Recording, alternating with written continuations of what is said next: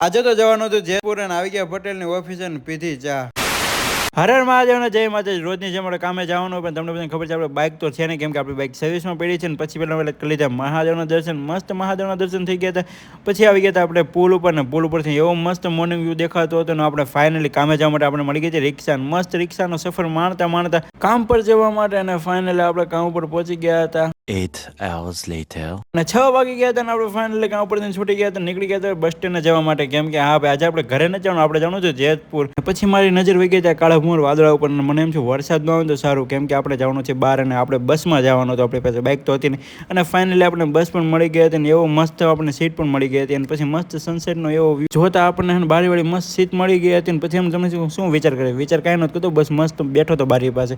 Finally આપણે પહોંચી ગયા હતા જેતપુર અને પછી આપણે ચાલવાનું ચાલુ કરી દીધું. આપણી બાઇક વિના આપણે હાલવું બહુ પડે છે. અને પછી આપણે અહીંયા પટેલની ઓફિસ હતી તો ત્યાં જવાનું હતું. અને પહેલાં વહેલા તો ઓફિસે પહોંચી ગયા ને પહેલાં વહેલા તો આપણે ખબર છે આપણે ચા તો પીવી પડે, તો પટેલે ચા મંગાવી લીધી હતી. બસમાં સફર કરીને આપણે પાણી તરસ લાગી ગયેલા. પહેલાં વહેલા પટેલે એને મસ્ત પાણી મંગાવી લીધું હતું અને પાણી પી લીધું ને પછી ચા પી લીધી હતી. ચા પીને પછી આપણે જવાનું હતું ફાઇનલ બેનની ઘરે. પછી અમે નીકળી ગયા હતા એની ઘરે જવા માટે. અને આ વિડીયો તમને કેવો લાગ્યો કોમેન્ટ કરી દેજો અને મોર મિની વ્લોગ જોવા માટે સબસ્ક્રાઈબ કરી દેજો.